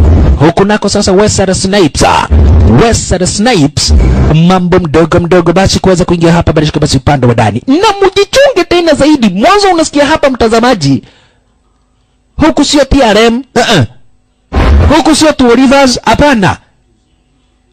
Huku sio hii supermarket mnaitaka ya jamaa, hapana. Hapa sio kwa Rasta, hapana. Huku ni White House.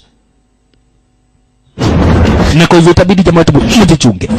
Jamaa wetu akasikia kum, akasema hapana, hiyo sio panya. Unasikia hiyo? Stinger anasema hiyo ni panya. Panya gani? Punde si punde. Yule masanari akakuingoria tena.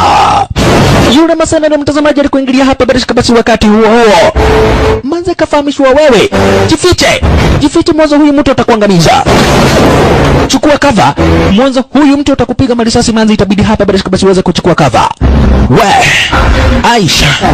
Guy, yani amenipiga risasi mkono na anajua mimi sinaga ubaya na mtu. Stinger anashindwa sasa, ameulizwa nini? Stinger anashindwa. Mimi nimeulizwa nini Vavarai?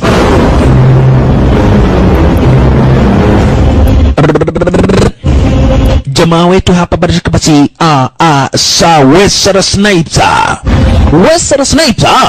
mambo mdogo basi wakiwa hapa basi na manzi wetu Nina Chanza. Punde si punde.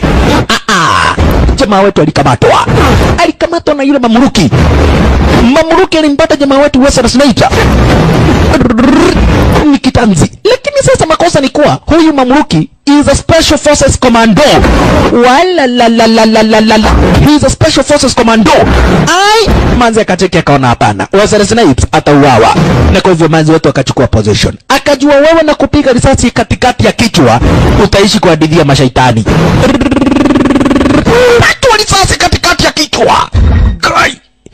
Hiyo story nitaenda kuambia mashetani nikifika hell. Alipigwa risasi katikati ya kichwa kumalizwa. In less than an hour, Jack Neal will step down after a little more than 2 years in office. Na unaona sasa mtazamaji hapa basi ripoti hizo kwamba na kwa President of United States of America is going to resign. Anawacha kazi. Elewa watu wameshawaiacha kazi. Unasikia mtu anafanyaga kazi ya kulipisha choo ya Kajo, amewachana na hiyo kazi juu ya kunukiwa. Unasikia mtu mwenye anafanyaga kazi hapa basi ya kuuza avocado amesema ni hii muda kwa diamano ya guirege. Sasa ebu imagine president. Na sio president wa Kabori. Sio president hapa basi wa Kajuere, hapana. Ni president of United States of America. The most powerful human being in the world. Aisha, unasemaga unakosea. Sasa ndio huyu sasa mtazamaji ni wakati analetwa. Na jamaa wetu sasa kufika ardhi nyeuizi. Manze akamwambia hapa kuna kuaga hapa basi na ultra sensors. Hizi sensor zikiona hapa basi kitu tu kimepita hapa, hata kama ni panya, alarm inaitana. Alarm itaitana na tutajulikana tuko ardhi nyeuizi. Alarm ikiitana tutajulikana kwamba na kwetu tuko ardhi nyeuizi. Jamaa wetu akamuuliza sasa tutafanya nini? Akaambiwa sikiza. Hapa itabidi tuchoze. Itabidi basi tuweze kucheza kama sisi. Na kwa hivyo wewe enda uguze Alarm ikiitana kutatumwa wana secret service. Wana secret service wakitumwa, wewe utawazubaisha, mimi nitapata nafasi ya kuingia upande wa ndani. Wacha huyu aone ati kuna mtu na ambaye anapita. Okay, serikali yote nataka umlete usaidizi hapa, muite wanajeshi, muite GVOS, muite serikali yote, hata zile mitina za serikali muite haraka. Kuna mtu na ambaye anakuja kuleta kenyolilo ndani ya White House. Sasa mtazamaji, cheki wana secret service.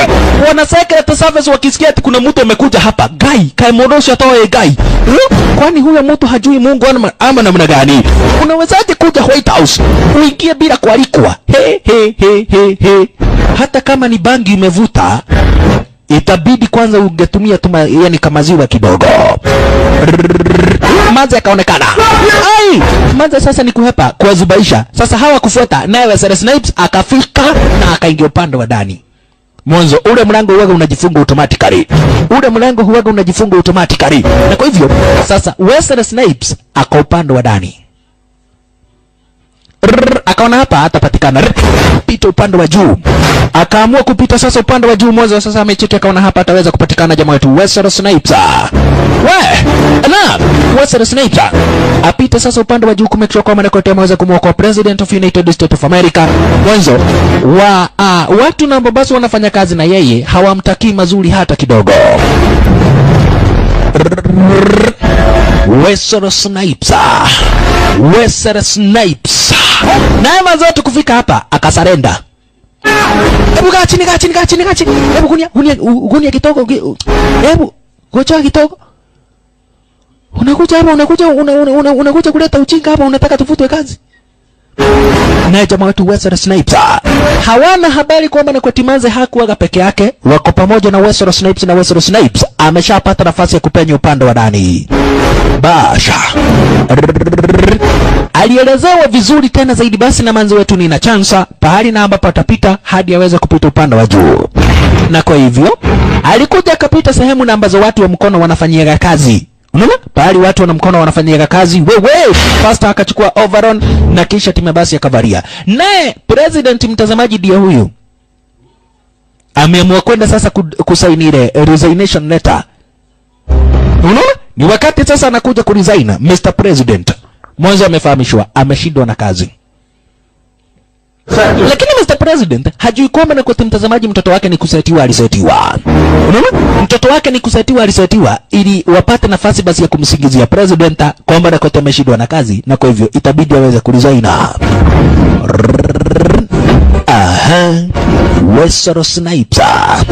Wesley Snipes ako ndani ya rift, lakini punde Kupa akakuingilia kwa ile rift. Jamaa wetu akacheki akaona sasa hapa kitaumana. Kumbe viatu zake jamaa wetu ziko na matope juu ya kwenye walikuwa wanapita. Kupa akashidua. White House, matope imetoka wapi? Hizo ni viatu ziko na matope. Kwenda kumwangalia jamaa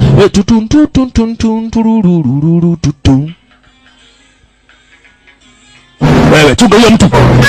Wakati walimuona jamaa wetu, ikabidi sasa akabidiana hapa bila kabisa na wao vilivyo. Ikabidi jamaa wetu akabidiana na wao vilivyo. Ikabidi akabidiana na wao vilivyo Wesley Snipes. Wesley Snipes ikabidi akabidiana na akina Kupa vilivyo. Mnaona nani? Mnakuja kuniona, mnajuaje? Makosa sana kuniona. What agent captured? Punde ripoti zikamfikia John. Atimanzi wetu amekamatwa. Nina Chance amekamatwa. Na jamaa wetu anajifanya tu mtu wa kuosha.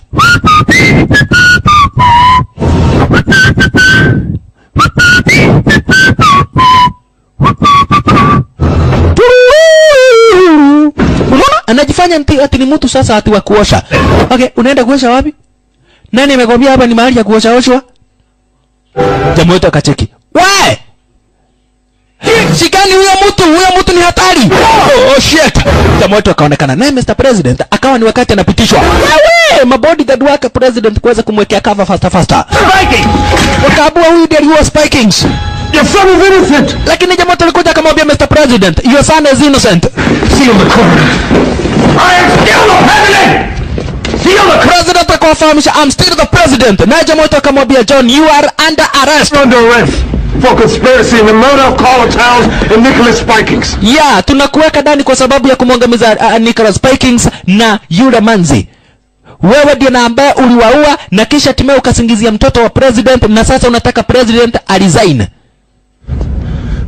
Ati kitu gani kinakuendelea hapa? Huyo mjinga mnasema ati ananiwekelea ni mgani? Sababu hakuna, tuko na evidence. Jamaa wetu akamwambia Mr. President, put a bullet through Nicholas Spikings. Stand him up. Huyu mtu ndiye ambaye aliweza kumwangamiza detective Spikings. Mr. President, Buleta hiyo, leta hiyo tepu tunasikia. Unajua watu wengine ni mafia kuku. Yaani mtu anataka kuniua mimi. Uweka hiyo mtu ndani. Arrest him. Sitasema huyo, hapana, kubafu. Hile ndio nataka iwekwe ndani. Weka yeye ndani. Ikasemekana John kamato speedy. How could you? My God, Alvin. You really had her killed, didn't you? I think President Teddy Roosevelt said it best. If I must choose between righteousness and peace, I choose righteousness. Ati ng'ombe inasema inataka vita. Vita inapiganwa na wajinga. Kabua you failed. Unaambia nani kubafu? Mr. President, unajua naweza nikakuweka ndani kwa makosa ya kugoga mtu. Ate nini na wewe kubafu? Unatoka ni kugoge hata wewe uishe. Hebu kuja hapa. Kwanza lazima utalipa Mr. President juu ya kukugonga. Huyu alijichota. Kwenda kumpiga president risasi, maze akaruka. Pato na ile risasi na yeye. Risasi kumalizwa. Unataka kuua president. Hata na wewe ni kimoda. Alinyeshewa marisasi kumalizwa. Huku nako manzi wetu akaruka kwa hapa basi maisha yake Mr. President. Unaona? Akaruka kuweza kwa maisha yake Mr. President. Na kisha ikatangazwa kwamba na kote hakuna wakati na ambapo president atawacha kazi. The murderer of Carla Town is dead. He was killed today as he fired upon authorities attempting to arrest him. Yeah, na kumeweza kujulikana ni akina nani na ambao waliweza kuua mwanamke ndani ya White House. National Security Advisor Alvin Jordan and Senior Secret Service Agent Nicholas Spikings. Yeah, Spikings wakiwa na Alvin John wamekufa. Wao inaaminika ni watu na ambao walihusika. She penetrated the White House with the objective of killing Miss Town. Na kwa nini tumesikia kuna mtu ameingia ndani ya White House? Wakaabua hakuna mtu ameshawahi ingia ndani ya White House tangu wakati na ambapo iliweza kujengwa. Kwa hivyo hiyo mambo na ambao mnaandika huko kwa magazeti, hiyo ni mambo bure kabisa. Na kisha sasa mtazamaji, serikali ikaanza kufanya kazi mara moja. Huku nako president alikuja kumshukuru manzi wetu. Wewe msichana nitakubali kabisa uitishe kila kitu yenye unataka. Kwa sababu wale wengine ni kubafu. Mimi mwenyewe ningepigwa risasi, lakini msichana akaruka akaokoa maisha yangu. Unaona huyo ni mtu ya maana. Na sasa nikuulize aje Mr. President. Juu umeambia tu manzi yeye ndiye ataitisha kila kitu yenye nataka. Ndio. Mimi kuna ofisi na ambao ningetaka unipatie. Hiyo ofisi unataka utapata. Wesley Snipes wakaokoa maisha ya President of United States of America. President akawaahidi basi kuweza kuwapatia zawadi. Manze na yakabaki basi akiweza kuponya hapa basi jeraha ikiwa na maana. Mada at 1600 dakika ni za mwisho. Picture to murder at 1600 mwisho.